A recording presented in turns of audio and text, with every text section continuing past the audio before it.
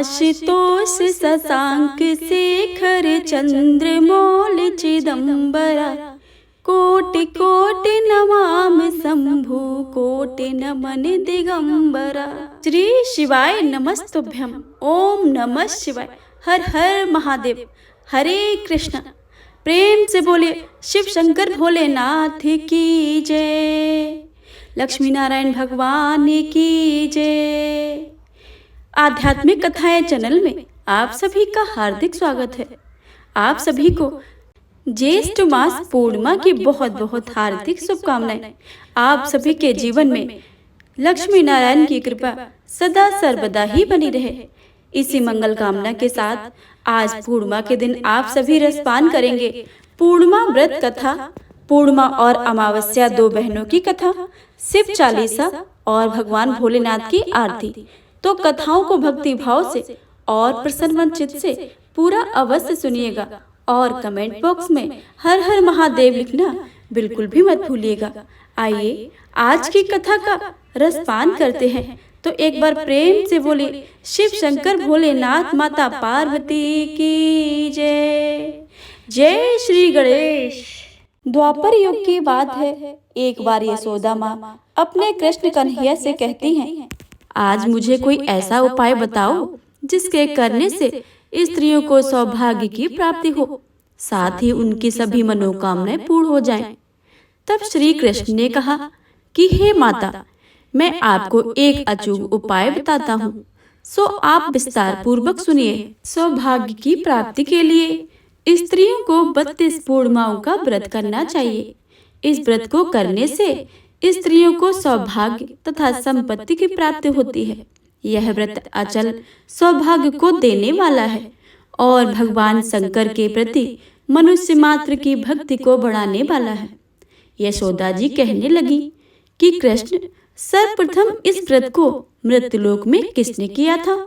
इसके विषय में विस्तार पूर्वक मुझसे कहो। श्री कृष्ण जी कहने लगे कि इस भूमंडल पर एक अत्यंत प्रसिद्ध राजा चंद्रहास से पालित अनेक प्रकार के रत्नों से परिपूर्ण कातिका नाम की एक नगरी थी। वहां धनेश्वर नाम का एक ब्राह्मण था और उसकी स्त्री अति सुशील रूपवती थी। दोनों ही उस नगरी में बड़े प्रेम के साथ रहते थे। घर में धन धान्य आदि की कोई कमी नहीं थी। उनके एक बड़ा ही दुख था कि उनके कोई संतान नहीं थी, जिस वजह से वह बहुत दुखी रहते थे। एक दिन एक बड़ा तपस्वी योगी उस नगरी में आया और वह योगी बाकी सभी घरों में भिक्षा मांगकर भोजन किया करता था, लेकिन उस ब्राह्मण के घर से कभी भी भिक्षा नहीं किया करता था। एक दिन योगी गंगा किनारे भिक्षा मांगकर प्रेम पूर्वक खा रहा था कि धनेश्वर ने योगी को यह सब करते देख लिया। सब कार्य किसी प्रकार से देख लिए। अपनी भिक्षा अनादर से दुखी होकर धनेश्वर योगी से बोले, और सभी घरों में भिक्षा लेते हैं, परंतु मेरे घर की भिक्षा कभी भी नहीं लेते हैं। इसका क्या कारण है? योगी कहने लगा कि आपके धर्म हमें इस बात की आज्ञा नहीं देता है, क्योंकि आप अभी गृहस्थ जीवन में एक सुख से वंचित हैं। आपके घर संतान होने पर मैं आपके घर से भी भिक्षा स्वीकार कर लूंगा।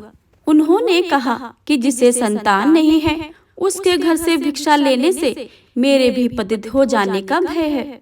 धनेश्वर की यह बात सुनकर बहुत दुखी हुआ और हाथ जोड़कर योगी के पैरों पर गिर पड़ा और दुखी मन से कहने लगा कि आप मुझे संतान प्राप्ति के उपाय बताएं। आप तो सर्वज्ञ हैं, मुझ पर अवश्य ही कृपा कीजिए। धन की मेरे घर में कोई कमी नहीं है, लेकिन मैं संतान न होने के कारण अत्यंत दुखी हूँ। आप मेरे इस दुख का हरण कीजिए। यह सुनकर योगी कहने लगे, तुम माता चंडी की आराधना करो। घर पहुंचकर उन्होंने यह सारी बात अपनी पत्नी को बताई और खुद वन में चला गया। वन में पहुंचकर उसने माता चंडी की आराधना और उपवास किया। माता चंडी ने 16 दिन के बाद उसको सपने में दर्शन दिए और कहा कि हे धनेश्वर, जा तेरे पुत्र रत्न प्राप्त होगा, लेकिन उसकी आयु सिर्फ 16 वर्ष की होगी। 16 वर्ष की आयु में उसकी मृत्यु हो जाएगी। अगर तुम दोनों स्त्री और पुरुष 32 पूर्णिमा का व्रत करोगे तो यह दीर्घ आयु हो जाएगा। जितनी तुम्हारी समर्थ हो उतने आचे के दिए जलाकर शिव जी भगवान की पूजा करना, लेकिन 32 पूर्णिमा ही होनी चाहिए। सुबह होते ही तुम इस स्थान के पास एक आम का पेड़ दिखाई देगा। उस पर चढ़कर एक फल तोड़कर अपने घर ले जाना। अपनी स्त्री को इस बारे में बताना। सुबह होने के पश्चात वह स्वच्छ होकर शंकर जी का ध्यान करके उस फल को खा ले। तब भगवान शंकर की कृपा से उसको गर्भ हो जाएगा। जब ब्राह्मण सुबह उठा तो उसे उस स्थान पर आम का पेड़ दिखाई दिया, लेकिन वह चढ़ नहीं पा रहा था। यह देखकर उसे बड़ी चिंता हुई। उसने भगवान गणेश की उपासना की और कहा कि हे दयानिधि, अपने भक्तों के विघ्नों का नाश करके उनके मंगल कार्य को करने वाले, दुष्टों का नाश करने वाले, रिद्धि सिद्धि देने वाले, आप मुझे इतना बल दें कि मैं अपनी मनोकामनाएं पूरा कर सकूं। इसके बाद वह पेड़ से फल तोड़कर अपनी पत्नी के पास गया। उसकी पत्नी ने पति के कहे अनुसार इस फल को खा लिया और वह गर्भवती हो गई। देवी की कृपा से उसे बहुत सुंदर पुत्र पैदा हुआ। उसका नाम उन्होंने देवीदास रखा। माता पिता के हर्ष और शोक के साथ वह बालक बढ़ने लगा। भगवान की कृपा से बालक बहुत ही सुंदर था, सुशील और पढ़ाई लिखाई में भी बहुत ही निपुण था। दुर्गा जी के कथानुसार उसके माता ने 32 पूर्णमासी का व्रत रखा। जैसे ही 16वां वर्ष लगा, दोनों पति पत्नी बहुत दुखी हुए, कहीं उनके पुत्र की मृत्यु न हो जाए। उन्होंने सोचा कि अगर उनके सामने यह सब कुछ हुआ तो वह कैसे देख पाएंगे। तभी उन्होंने देवीदास के मामा को बुलाया और 1 वर्ष के लिए देवीदास को काशी पढ़ने के लिए भेज दिया। 1 वर्ष के बाद उसे वापस लेकर आ जाना। देवीदास अपने मामा के साथ घोड़े पर सवार होकर चल दिया। उसके मामा को यह बात नहीं पता थी। दोनों पति पत्नी ने 32 पूर्णिमा का व्रत पूरा किया। दूसरी तरफ मामा और भांजे दोनों रात गुजारने के लिए रास्ते में एक गांव में रुके। उस दिन उस गांव में ब्राह्मण की कन्या का विवाह होने वाला था। जिस धर्मशाला में वर और बारात आकर रुके थे, वही धर्मशाला में देवीदास और उसका मामा ठहरे हुए। उधर कन्या को तेल आदि चढ़ने के बाद जब लग्न का समय आया तो वर की तबीयत खराब हो गई। वर के पिता ने अपने परिवार वालों से विचार विमर्श करके कहा कि यह देवीदास मेरे पुत्र के जैसा है, मैं इसके साथ लगन करा दूंगा और बाद में सारे काम मेरे बेटे के साथ पूर्ण हो जाएंगे। ऐसा कहने के बाद वर के पिता देवीदास को मांगने के लिए उसके मामा के पास गए और उन्हें सारी बातें बताईं। मामा ने कहा कि कन्यादान में जो कुछ भी मिलेगा वो हमें दे दिया जाए। वर के पिता ने बात स्वीकार कर ली। इसके बाद देवीदास का विवाह कन्या के साथ संपन्न हो गया। वह अपनी पत्नी के साथ भोजन कर सका और मन में विचार करने लगा कि ना जाने यह किसकी पत्नी होगी। यह सोचकर उसकी आंखों में आंसू आ गए। तब वधू ने पूछा कि क्या बात है, आप उदास क्यों हो? तब उसने सारी बातें पत्नी को बता दी। वह कन्या कहने लगी कि यह ब्रह्म विवाद के विपरीत है। आप ही मेरे पति हैं, मैं आपकी ही पत्नी रहूंगी, किसी अन्य की कभी नहीं होगी। तब देवीदास ने कहा कि ऐसा मत करिए, क्योंकि मेरी आयु बहुत कम है, मेरे बाद आपका क्या होगा। लेकिन उसकी पत्नी नहीं मानी और बोली कि स्वामी आप भोजन कीजिए। दोनों रात में सोने के लिए चले गए। सुबह देवीदास ने पत्नी को 4 नगों से जड़ी एक अंगूठी दी और एक रुमाल दिया और बोला कि हे प्रिय, इसे लो और संकेत समझकर स्थिर चित्त हो जाओ। मेरे मरण और जीवन के लिए एक पुष्प वाटिका बना लो, उसमें सुगंधित वाली एक नव मल्लिका लगाओ, उसको प्रतिदिन जल से सींचना और आनंद के साथ खेलो कूदो। जिस समय और जिस दिन मेरा मरणांत होगा उस दिन वह फूल सूख जाएंगे और जब यह फिर हरे हो जाएं, तो जान लेना कि मैं जीवित हूँ। यह समझा कर वह वहां से चला गया। इसके बाद जब वर और बाकी बाराती मंडप में आए तो कन्या ने उसे देखकर कहा कि यह मेरा पति नहीं है, मेरे पति वह हैं जिनके साथ रात में मेरा विवाद हुआ था। इसके साथ मेरा विवाह नहीं हुआ है। अगर वह वही है तो बताए कि मैंने इसके क्या दिया है। साथ ही कन्यादान के समय को जो मिले थे आभूषण उन्हें भी दिखाए। कन्या की ये सारी बातें सुनकर वह कहने लगे कि मैं सब यह नहीं जानता हूँ। इसके बाद सारी बारात अपमानित होकर वहां से लौट गई। भगवान कृष्ण बोले कि हे माता, इस प्रकार देवीदास काशी चला गया। कुछ समय जब बीत गया तो एक सर्प उसको डसने के लिए आया, लेकिन वह उसको काट नहीं पाया क्योंकि उसकी माता ने पहले ही 32 पूर्णिमा का व्रत कर लिया था। इसके बाद खुद काल वहां पहुंचा। भगवान की कृपा से तभी वहां माता पार्वती और भगवान गणेश जी आ गए। देवीदास को मूर्छित दशा में देखकर माता पार्वती ने भगवान शिव से प्रार्थना की कि महाराज, इस बालक की माता ने पहले ही 32 पूर्णिमा का व्रत कर लिया है, आप इसके प्राण दे दे। भगवान शिव ने माता पार्वती के कहने पर उसे जीवन दान दे दिया। उधर उसकी पत्नी उसके काल की प्रतीक्षा कर रही थी। उसकी पत्नी ने जाकर देखा कि पुष्प और पत्र दोनों ही नहीं हैं, तो उसको बहुत आश्चर्य हुआ। और जब उसने देखा कि पुष्प वाटिका फिर से हरी हो गई है तो वह समझ गई है कि उसका पति जिंदा हो गया है। इसके बाद वह बहुत ही प्रसन्न होकर अपने पिता से कहने लगी कि हे पिताजी, मेरे पति जीवित हैं, उनको आप ढूंढिए। जब 16 वर्ष व्यतीत हो गए तो देवीदास भी अपने मामा के साथ काशी के लिए चल दिया। इधर उसकी पत्नी के परिवार वाले उन्हें ढूंढने के लिए जा ही रहे थे कि उन्होंने देखा कि देवीदास और उसके मामा उधर ही आ रहे थे।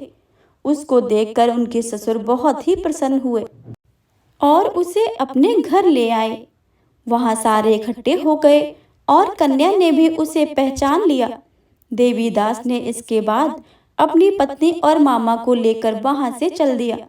उसके ससुर ने उसे बहुत सारा दान दहेज दिया।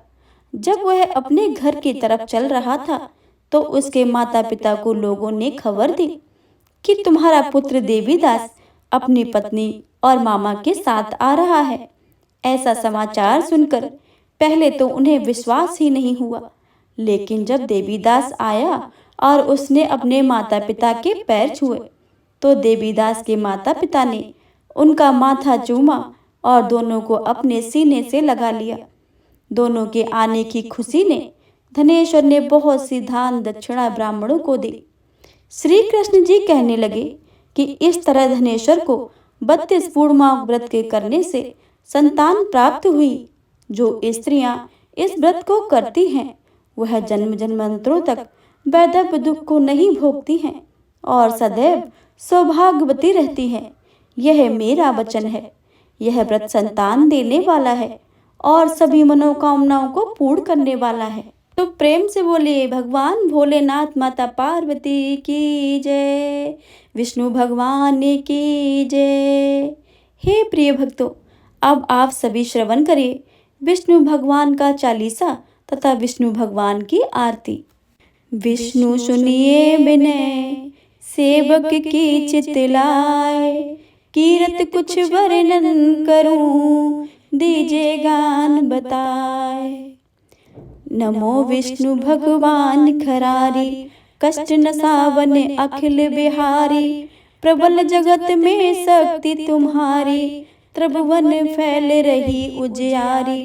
सुंदर रूप मनोहर सूरत, सरल स्वभाव मोहनी मूरत।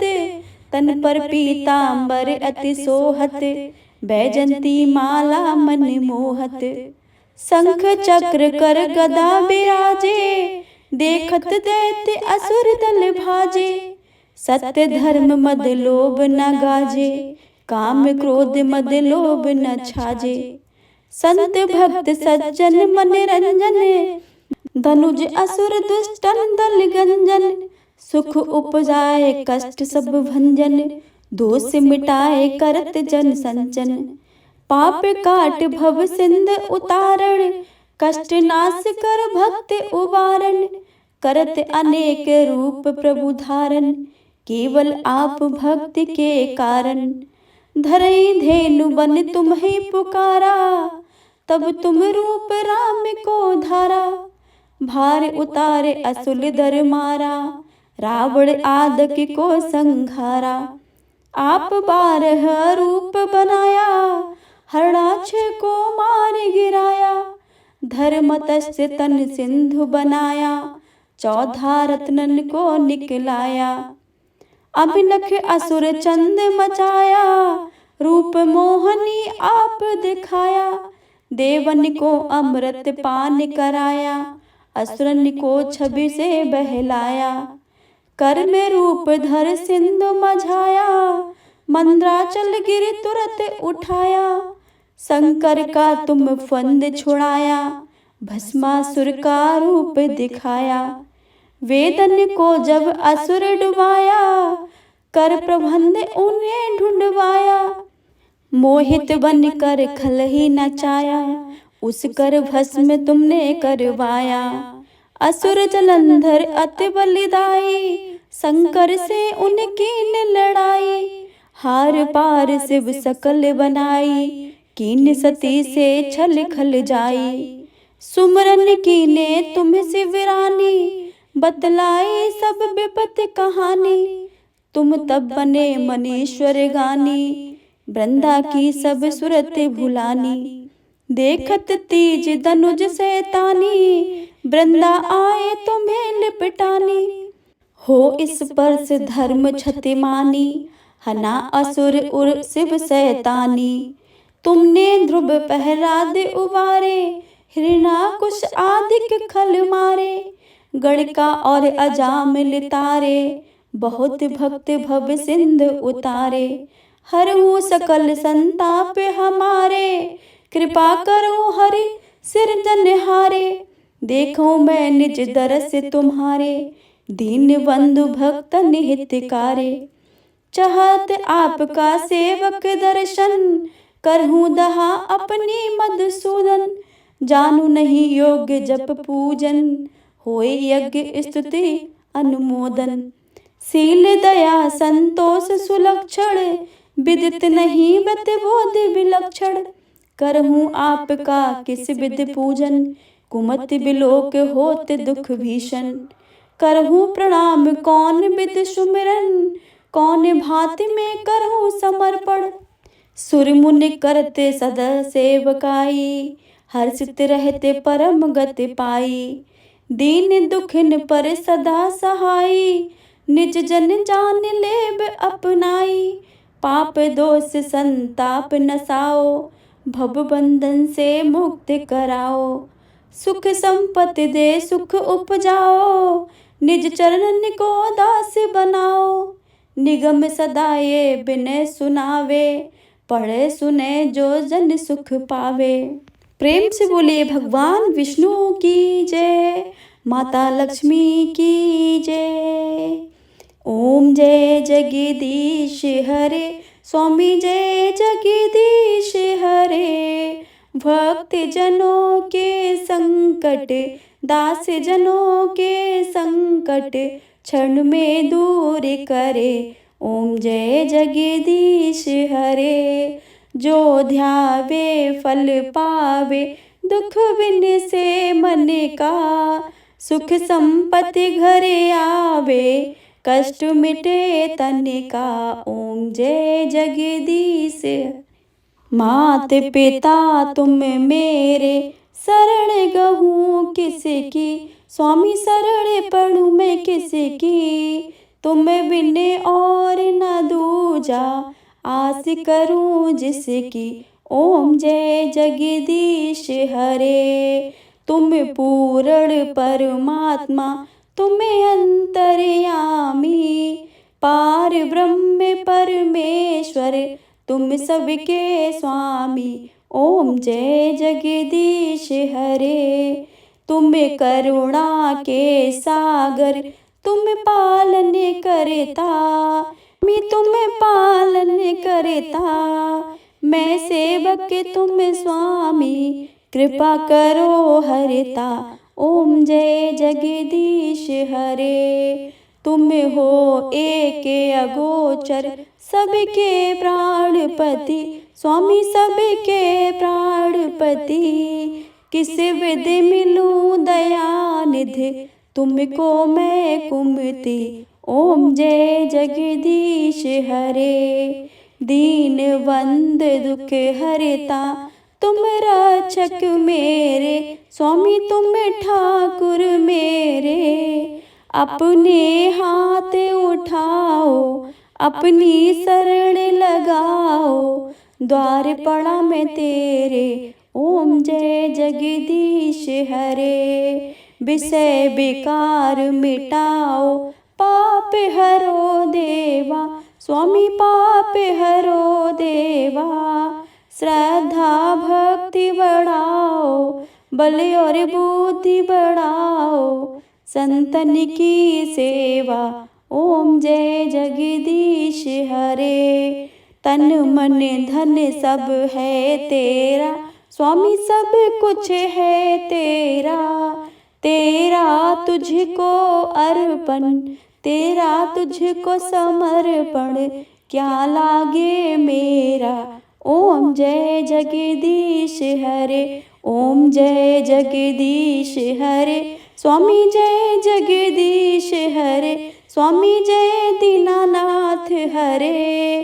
भक्त जनों के संकट क्षण में दूर करे। ओम जय जगदीश हरे। ओम जय जगदीश हरे। प्रेम से बोलिए विष्णु भगवान की जय।